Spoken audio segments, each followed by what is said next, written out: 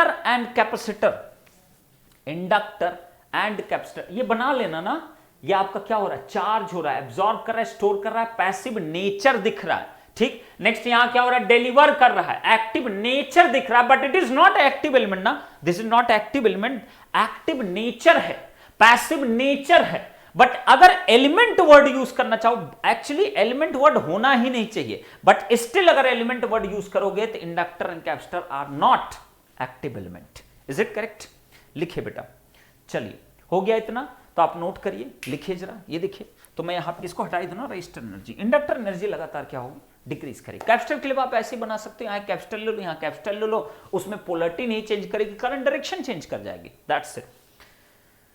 बता दो एक बार, अगर नोट हो गया हो तो मुझे बता दो, तो मैं एक पॉइंट लिखवा दूं, एक पॉइंट लिखा के इसको खत्म कर दूं, एक्टिव एंड पैसिव नेचर को हटा दूं इसको ना, this is going to be removed from here. चलिए हटा रहा हूं ना, नोट कर लिया होगा, होपफुली आपने नोट कर लिया होगा, हटा रहा हूं ना इसको, ठीक, हटा रहा हूं ना, चलेगा ना, नोट कर लिए ना बच्चे, हटा दिया, हटा दिया, काफी देर तक दिया तुमको लिखने के लिए, ठीक। चलो ये हो गया बच्चे, ये हो गया एक्टिव एंड पैसिव, नोट हो गया बेटा, पता ही नहीं चल रहा नोट हुआ कि नहीं हुआ, आई डोंट नो। नोट हो गया हो तो मुझे बता दो, ठीक है। इतना टाइम क्यों लगता है तुम लोग को बताने, भाई जल्दी बता दिया करो, नोट हो गया सर, नोट हो गया तो हम लोग आगे बढ़े, ठीक। मुस्कुराया करो थोड़ा, नोटेड ना, अरे एक बार मुस्कुरा दो, समझ में आया बेटा, active and passive and linear and non linear का एग्जैक्ट मीनिंग क्या होता है, एकदम क्लियर है बच्चे, एकदम क्लियर हो तो आप एक बार बता दो, और एकदम चैट बॉक्स थोड़ा दिखना चाहिए यार कि यस सर एकदम समझ में आ रहा है सर, मजा आ रहा है सर, एक एक पॉइंट क्लियर होता जा रहा है सर, डाउट नहीं होंगे, ओके। चलो बताइए जरा, फटाफट बताइए, ओके ग्रेट। तो नोट पॉइंट लिखिए जरा, नोट पॉइंट लिखिए, नोट नंबर एक्टिव पैसिव में 2 नोट पॉइंट आप लिखे थे ना, अब नेक्स्ट नोट लिखिए, नीचे लिखिए नोट पॉइंट, नोट पॉइंट लिखिए, नोट पॉइंट लिखिए, the inductor and capacitor, bracket लिख लेना, charged, charged inductor and capacitor, charged inductor and capacitor cannot be called as active element, cannot be called as active element, cannot be called as active element, because it cannot supply, it cannot supply, it cannot supply the energy for infinite time, for a infinite time, for a infinite time. Hence L and C are passive elements. L and C are passive elements, but its nature can be passive or active. Its nature can be passive or its passive or active nature. Nature actively behave कर रहा है, passively behave कर रहा है, but element word अगर आएगा ना तो आप एलिमेंट में कभी उसको एक्टिव एलिमेंट मत बोलना, उसका नेचर जरूर हो सकता है कि सर्किट के अकॉर्डिंग वो एक्टिवली बिहेव कर सकता है और पैसिवली बिहेव कर सकता है। पैसिवली का मतलब एनर्जी ले रहा है और एक्टिवली का मतलब वो एनर्जी दे रहा है, that's it. But element word अगर वर्ड आए तो एलिमेंट के लिए एक पॉइंट जरूर होता है, इनफाइनाइट टाइम के लिए एनर्जी प्रोवाइड कर सके। अगर इनफाइनाइट अमाउंट के लिए प्रोवाइड नहीं कर सकता तो उसको एक्टिव एलिमेंट वर्ड नाम देना इज नॉट गुड, क्लियर। तो एक्टिव एलिमेंट वर्ड नाम मत देना उसको, एक्टिव पैसिव बिहेवियर हो सकता है बट एलिमेंट तो वो पैसिव ही रहेगा, क्लियर। चलो बहुत बढ़िया, वेरी गुड, एकदम क्लियर ना, एकदम क्लियर सर, एकदम क्लियर।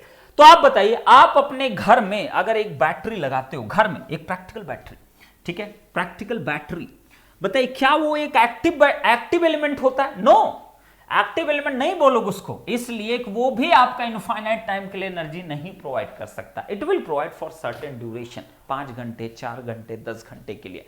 तो अगर आप देखो इस नेचर में ना एक्टिव एलिमेंट जैसी कोई चीज होती ही नहीं है, इट्स ऑल अबाउट ना पैसिव एलिमेंट, ठीक है।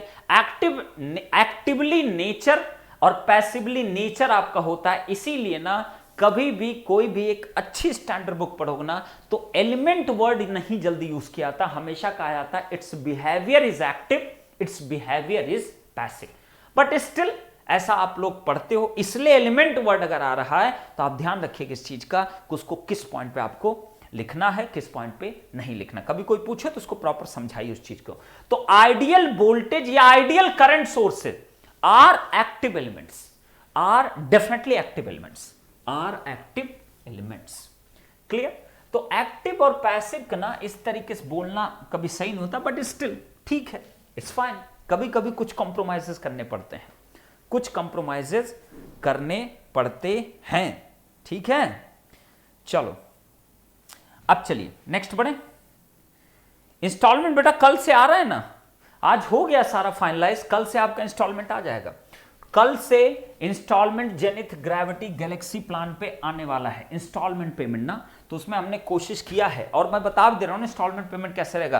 पहला पेमेंट रहेगा, नेक्स्ट पेमेंट आपका तीसरे मंथ पे रहेगा, एंड फाइनल पेमेंट जो रहेगा मतलब विद इन 6 मंथ में आपको कंप्लीट पेमेंट करनी होगी। नॉट लाइक दैट कि 1 साल में पेमेंट करना ना, विद इन 6 मंथ के लिए इंस्टॉलमेंट आपको दिया जाएगा, उसमें आप पेमेंट आप कर सकते हो। कल से एक्टिव हो जाएगा, लेकिन ऐप पे नहीं दिखेगा। ऐप पे जब आप जाओगे कोर्स में तो आपको वहां गूगल फॉर्म दिखेगा, आपको गूगल फॉर्म भरना, क्योंकि इंस्टॉलमेंट पेमेंट कोई हम भैया बायजूस नहीं है, ना ही हम वेदांतु हैं, ठीक है, कि हम डेबिट कार्ड और उस तरीके के मॉडल बना पाए। नो नो नो ना।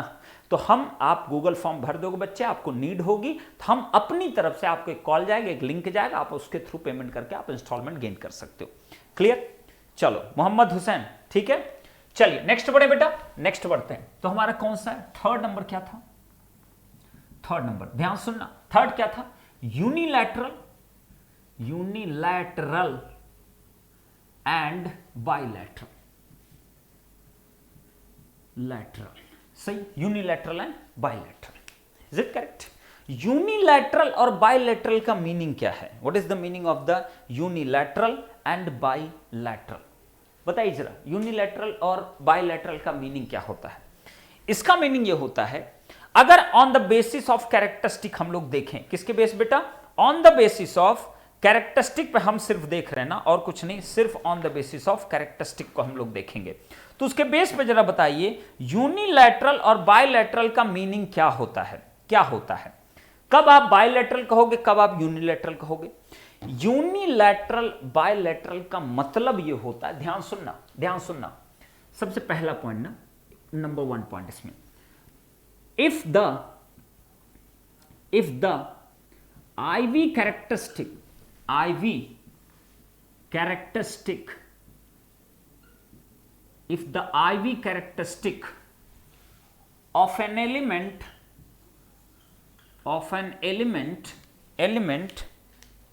is symmetrical, in first and third quadrant and second and fourth quadrant, then it is known as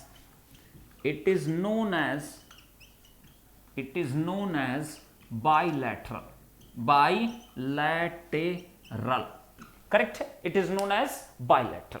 absolutely fine sir, बिल्कुल। ये हुआ आईवी कैरेक्टरिस्टिक बेस में। अगर आईवी कैरेक्टरिस्टिक आपकी first and third and second and fourth quadrant में symmetrical है, clear? तो इसका मतलब क्या हुआ? लाइक दिस वन, देखो जरा ध्यान से, this is the V and this is the I, this is my first quadrant, this is my second quadrant, this is my third quadrant, this is my fourth quadrant. Is it correct? तो आप बताइए जरा, मैंने क्या बोला? अगर कोई characteristic, late assume it like this one है, ऐसी कोई कैरेक्टरिस्टिक है, तो आप बताइए सेकंड और थर्ड क्वाड्रेंट में क्या है आपके, क्या है आपके सेकंड एंड थर्ड क्वाड्रेंट क्या है आपके? सिमेट्रिकल है। या आप दूसरे सेंस में भी कह सकते हो, दूसरे सेंस में भी आप कह सकते हो, क्या कह सकते हो? फर्स्ट सेकंड क्वाड्रेंट में जो कैरेक्टरिस्टिक है वही कैरेक्टरिस्टिक आपके किस में होनी चाहिए? फोर्थ क्वाड्रेंट में। जो आपका नेचर इसमें होगा वही नेचर आपके इसमें होगा, बट जस्ट अपोजिट होगा, जस्ट आपका अपोजिट होगा।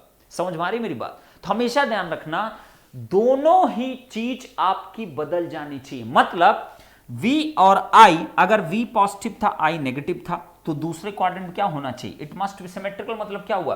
दूसरे में आपका V नेगेटिव हो गया और करंट क्या हो गया? आपकी पॉजिटिव हो गई। तो सिमेट्रिकल अगर होगा तो आप क्या कहोगे? That is known as the bilateral element हो गया। क्लियर? अब देखिए जरा, एक चीज और भी है। अब बताइए ये क्या है? ये देखिए जरा, ये क्या है? अगर मैंने कुछ ऐसा बना दिया लाइक दिस वन, तो भी क्या है आपका? बायलैटरल। तो ये भी क्या है आपका? बायलैटरल। ये भी आपकी क्या है? Characteristic, bilateral. बट अगर कोई आया और उसने कुछ ऐसी कैरेक्टरिस्टिक बना दिया, देखना ध्यान से, देखना जरा, वो आया और उसने कुछ ऐसी कैरेक्टरिस्टिक बना दी, ब्लैक वाली, ये ब्लैक वाली, तो ये क्या है? बस ना इतनी ही अगर कैरेक्टरिस्टिक है तो ये क्या है आपका? This is the unilateral, this is the unilateral, this is the unilateral. Why? Because इस कैरेक्टरिस्टिक का जो आपकी सिमेट्री मिलनी चाहिए, फर्स्ट का किसमें मिलना चाहिए? थर्ड, जो कि नहीं मिल रहा है, तो इसका मतलब कैसी कैरेक्टरिस्टिक आपकी? Unilateral characteristic. Is it correct no? Is it correct no? बिल्कुल, एब्सोल्युटली फाइन सर। तो ये आपका क्या है? यूनिलैटरल और क्या है? बायलैटरल। सिमिलरली एक मीनिंग और होता है, ध्यान से देखना। अगर कोई एलिमेंट x है, ध्यान देना जरा, ध्यान देना ना, एकदम प्रॉपर ना, एकदम प्रॉपर ध्यान देना। मैंने कहा उसके क्रॉस वोल्टेज क्या है? समथिंग v है, जिसकी पोलरिटी ऐसी कुछ है, करंट कुछ आपका I ऐसे फ्लो कर रहा है, इसके क्रॉस जो वोल्टेज वो आपका प्लस माइनस कुछ v ही होगा ना, x कोई एलिमेंट है। Is it correct? तो आप बताइए, इसमें अगर वोल्टेज V आपका प्लस इधर माइनस इधर करंट ऐसा फ्लो कर रहा है, बताइए इसमें इसका इंपेडेंस क्या होगा? Z इज इक्वल कितना? V बाई आई होगा। करेक्ट है? इंपेडेंस क्या होगा आपका? दिस वन हो जाएगा। समझ पा रहे हो कि नहीं क्या मैं बोल रहा हूं? दिस इंपेडेंस विल बी कितना? V बाई आई हो गया। Absolutely fine sir. इसका मतलब अब अगर ये x एलिमेंट में ये पोलरिटी को अगर मैं चेंज करूं, पोलरिटी को अगर मैं चेंज करूं, तब भी आपका इंपेडेंस इतना ही मिलना चाहिए, V बाई आई की इक्वल।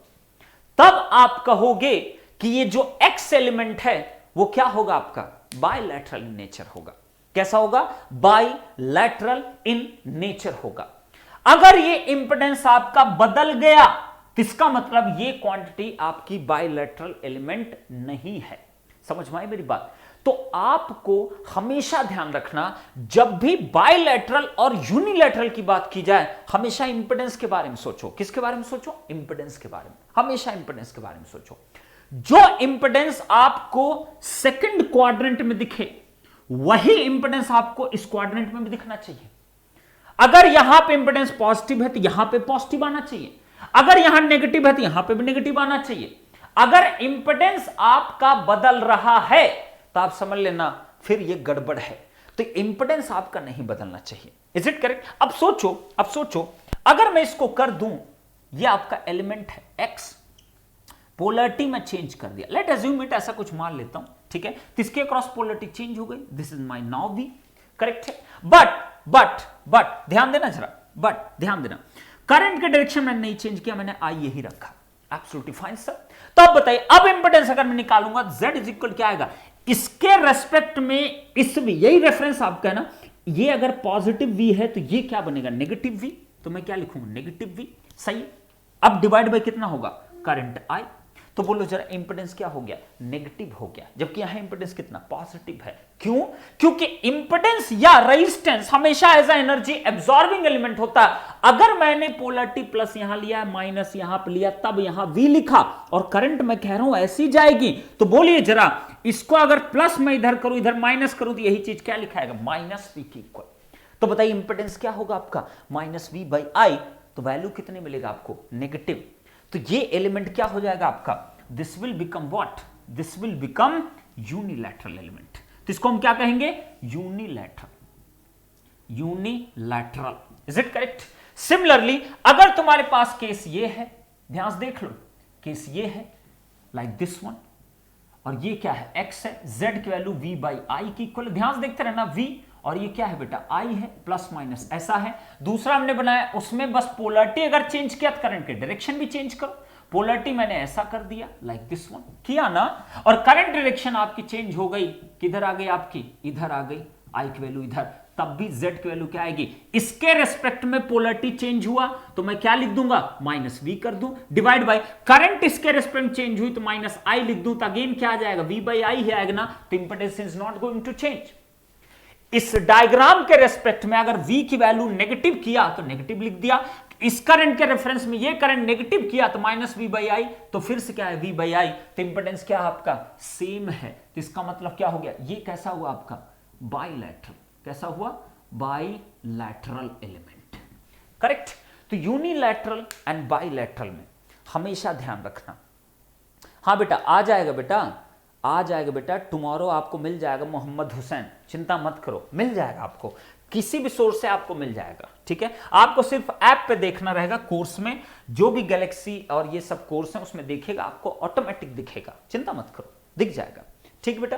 तो यूनिलैटरल बाइलैटरल मतलब समझे, यूनिलैटरल बाइलैटरल यहां से मतलब समझे, देखो ना जरा ध्यान से, इधर देखो इंपेडेंस क्या मिलेगा आपको, इंपेडेंस मिलेगा +v डिवाइड बाई i की इक्वल इंपेडेंस मिला, ठीक। लेकिन यहां पे इंपेडेंस क्या मिला, 0, इसका मतलब इंपेडेंस क्या हुआ आपका, बदल गया ना, इंपेडेंस आपका क्या हो रहा है, जो इस क्वाड्रेंट में है, इस क्वाड्रेंट में इंपेडेंस की वैल्यू कुछ एग्जिस्ट ही नहीं कर रही है, तो इसका मतलब कैसा है आपका, ये यूनिलैटरल, लेकिन इसका इंपेडेंस देखो जितना इधर उतना इधर भी इंपेडेंस, तो ये क्या है आपका बाइलैटरल एलिमेंट। क्लियर है यहां तक, तो एक नोट पॉइंट लिखो, अगर क्लियर है बच्चे तो एक बार नोट पॉइंट लिखो, अगर क्लियर है तो नोट पॉइंट लिखिए। क्लियर, इंपेडेंस नहीं बदलना चाहिए ना, इंपेडेंस मस्ट नॉट चेंज ना, किसी भी हाल में इंपेडेंस चेंज नहीं करना चाहिए, किसी भी हाल में इंपेडेंस चेंज नहीं करना चाहिए। इंपेडेंस चेंज तभी नहीं करेगा जब IV characteristic second, fourth quadrant और फर्स्ट और थर्ड क्वाड्रेंट में सिमेट्रिसिटी बनाएगी, तभी इंपेडेंस नहीं बदलेगा, अदरवाइज इंपेडेंस बिल्कुल चेंज करेगा ना, nobody can change it. Clear, चलो बहुत बढ़िया, बहुत बढ़िया बेटा, वेरी गुड। अगर क्लियर है तो मैं आगे बढ़ सकता हूं बेटा।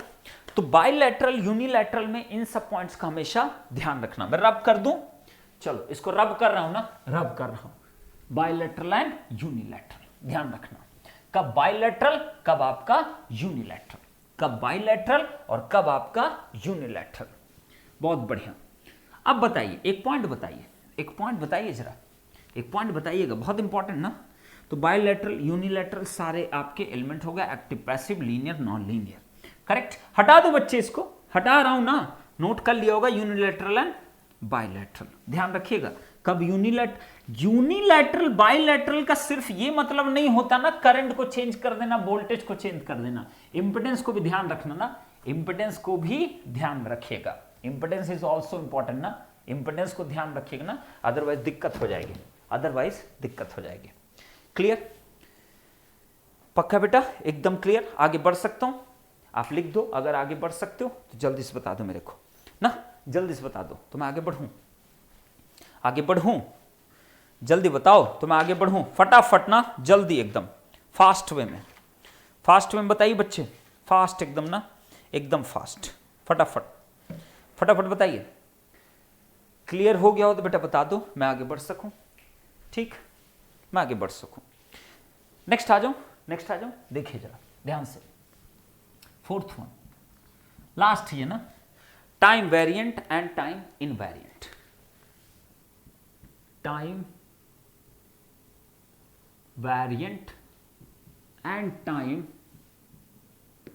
इनवेरिएंट, ये तो सिंपल सा है ना, टाइम इनवेरिएंट। क्लियर, चलो बहुत बढ़िया, वेरी गुड, आगे चलें सर। ओके, तो टाइम वेरिएंट टाइम इनवेरिएंट का मतलब क्या हुआ, इसका मतलब क्या हुआ, if the IV curve, if the IV curve of an element is continuously changing with the time, then the element will be time variant element, TV element ना, उसको टीवी हो गया, समझ गए, उसको टीवी हो गया, उस एलिमेंट को ही टीवी हो गया, क्योंकि टाइम क्या हो गया, टाइम साथ वो वैरी कर रहे उसकी आईवी कैरेक्टरिस्टिक। अदरवाइज अदरवाइज क्या बोलोगे उसको, time invariant element. Is it correct बच्चे? बस इतनी छोटी सी डेफिनेशन, इससे ज्यादा कुछ नहीं इसमें।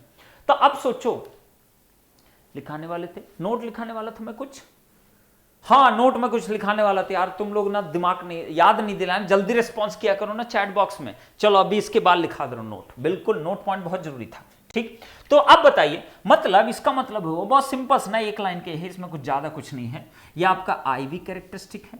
लेट अज्यूम इट इसकी कैरेक्टरिस्टिक कुछ भी बना दो ना, चलो मैं लीनियर वाली बना दे रहा हूं, आसान लगता है देखने में। ये कैरेक्टरिस्टिक बना दिया। अब ध्यान देना जरा, इसका मान लो ये जो कैरेक्टरिस्टिक मैंने बनाया, ये t is equal to T1, T2, T3 XYZ, t is equal to कितना भी टाइम लो, Tn टाइम ले लो, Tn टाइम, किसी भी टाइम पे बनाओगे ना हमेशा ऐसी ही कैरेक्टरिस्टिक आपको मिलेगी।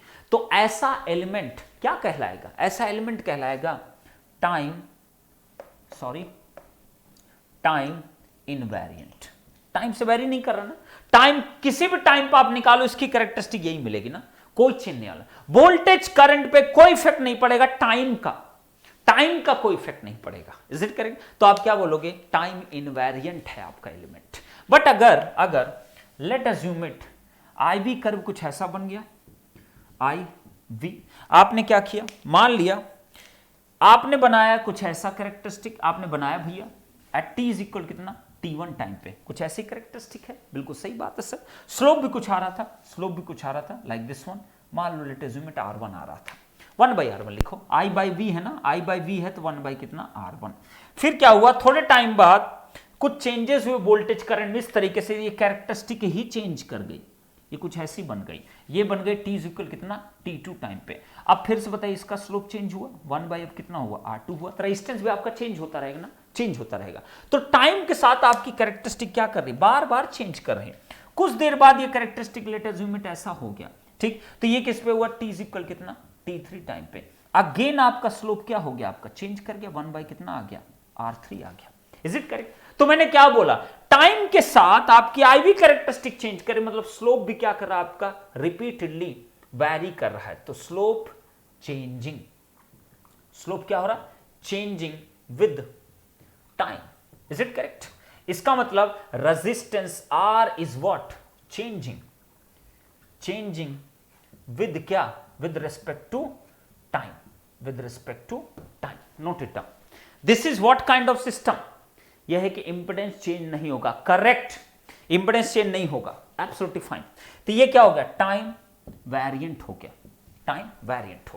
Is it correct? तो टाइम इनवेरिएंट और ये क्या है आपका, टाइम वेरिएंट है। एब्सोल्युटली फाइन सर, यहां तक नोट कर लीजिए, correct, this is the absolutely fine term. Okay, चलो तो ये हटा रहा हूं बेटा ना, इस चीज को मैं रिमूव कर रहा हूं। This is the nature of the elements हो गया।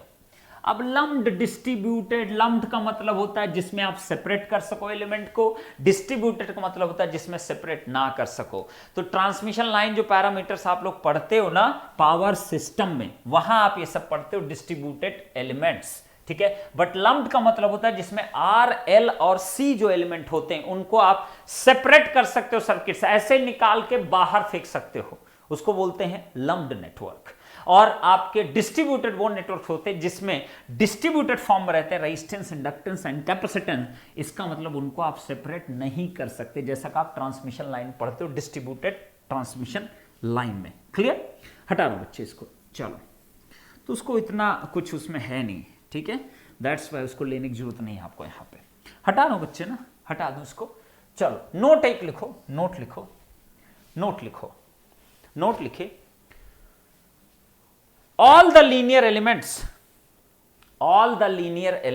नोट करके लिख लो, बड़ा इंपॉर्टेंट नोट है ना।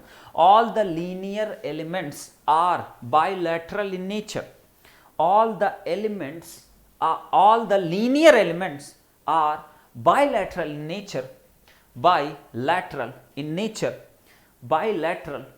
nature, होमवर्क क्वेश्चन डिस्कस कर देना आप प्लीज बेटा। अभी होमवर्क नहीं डिस्कस करो बेटा, होमवर्क के लिए मैं डेट अपनी रखता हूं ना बेटा, कब डिस्कस करूंगा, जस्ट एटलीस्ट ट्राई वंस ना, फटाफट तुरंत डिस्कशन नहीं ना, अभी पहले इस फ्लो को कंप्लीट होने दो, फिर डिस्कस करेंगे। 11 क्वेश्चन करा के एक क्वेश्चन होमवर्क दिया था ना, एक सिंगल क्वेश्चन होमवर्क दिया था, वो भी डिस्कस करूंगा, बट नॉट राइट नाउ। चलिए अब बताइए, तो मैंने क्या लिखाया, बच्चे, मैंने क्या लिखा है, all the linear elements are bilateral elements, but all bilateral elements does not, all the bilateral elements may or may not be linear in nature, may or may not be linear in nature। Question अटका हुआ है brain में, बता दीजिए sir please discuss homework question. Amit तुमने कई बार बोल दिया बेटा, वेट कर लिया करो थोड़ा सा ना, क्यों अटका कर रखे हो, पहली गलती यहां स्टार्ट कर रहे हो। मैं कह रहा हूं तो मेरी बात मानो, तुमने मुझे टीचर अपना माना है, तुमने अपना गुरु माना है, तुमने अपना मेंटर माना है, तो माना करो बात को। मैंने क्या बोला बच्चे, मैंने कहा कि उसको क्यों अटका रखे हो। 2 बार देखो टूट गया ना फ्लो, 2 बार टूट गया फ्लो। मैं कुछ बोल रहा था ना समझाने के लिए, मैं बताऊंगा ना, लेकिन मेरी थोड़ी सी टीचिंग स्टाइल अलग है बच्चे। मैं जब भी होमवर्क क्वेश्चन आज तक किसी को दिया जी ऑप्टिमस किसी के बच्चे, मेरी पहली कोशिश रहती पहले 2-3 बार तो खुद ट्राई करेगा, उसके बाद मैं उस क्वेश्चन को बताऊंगा, अदरवाइज मैं बताता भी नहीं उस क्वेश्चन को। जो होमवर्क, इसीलिए तो होमवर्क उसका नाम दिया ना बच्चे, ठीक है। चिंता मत करो अमित ना, तुम अपनी काबिलियत देखो बेटा, एक बार ट्राई नहीं करोगे तो कैसे जज करोगे अपने आप को। जस्ट ट्राई एटलीस्ट ना, 1-2 बार और ट्राई करके देखो, definitely you will do. I have that amount of confidence. You can do it. Try तो करो एटलीस्ट, कंसेप्ट को फिर से देखो और ट्राई करो। चलिए, तो बायलैटरल एलिमेंट में और may not be linear one, में और मे नॉट बी लीनियर, मतलब सभी लीनियर एलिमेंट्स बायलैटरल तो होते हैं, बट सारे बायलैटरल जरूरी नहीं कि लीनियर हो भी सकते, नहीं भी हो सकते, it depends upon the condition. Clear? चलो, तो सब एकदम क्लियर है आपको, nature of the element is absolutely fine बच्चे, एकदम समझ में आ गया ना। अब चलिए बताइए फिर यहां पे 1-2 पॉइंट बताइए ध्यान से सुन के। चलिए मैं कुछ कैरेक्टरिस्टिक बनाता हूं, ध्यान से देखिए, बताइए जरा एकदम प्यार से ना, कुछ ऐसे कैरेक्टरिस्टिक बनाइए, आप कमेंट करना ना कैसा एलिमेंट है, बताइए जरा। अगर मैं कह दूं लेट अज्यूम इट, कुछ ऐसी कैरेक्टरिस्टिक देखना जरा ध्यान से, ये बताइए जरा, बस ऐसे ही दिया ना और कुछ नहीं पॉइंट दिया, this is the I, this is the V, सही। तो बताइए क्या ये लीनियर है बच्चे, क्या ये लीनियर है? लीनियर के लिए क्या बताया मैंने, फॉर ऑल टाइम ना, for all time straight line होना चाहिए, 0 से पास करना चाहिए। कहां, यहां से यहां तक तो पास कर रहा है, लेकिन उसके बाद ये कांस्टेंट हो गया, ये भी कांस्टेंट हो गया। या मैंने बताया लीनियरिटी के लिए कि impedance must be what, constant, वो चेंज नहीं करना चाहिए। तो इंपेडेंस क्या है आपका, यहां देखिए जरा, इस पोर्शन में इंपेडेंस क्या मिलेगा आपको, 0, इधर भी क्या मिलेगा आपको 0, लेकिन इस एरिया में इंपेडेंस क्या मिलेगा आपको, एग्जिस्ट करेगा। Is it correct? तो बताइए कैसा एलिमेंट है, नॉन लीनियर। अब मैं लिखूंगा नहीं ना, नॉन लीनियर। चलो next time active and passive बात कर लें। एक्टिव एंड पैसिव के लिए मैंने क्या बताया, अगर पॉजिटिव स्लोप है, जब तक नेगेटिव स्लोप नहीं तब तक वो क्या होगा, पैसिव ही होगा। तो बताइए जरा, यहां तो पॉजिटिव स्लोप है, यहां स्लोप 0, यहां स्लोप 0, तो बताइए कैसा एलिमेंट आपका, पैसिव एलिमेंट। कैसा बच्चे, पैसिव एलिमेंट। क्या बात है। अब क्या, यूनिलैटरल बायलैटरल, बताइए जरा ये कैरेक्टरिस्टिक, ध्यान देना जरा, ध्यान देना जरा।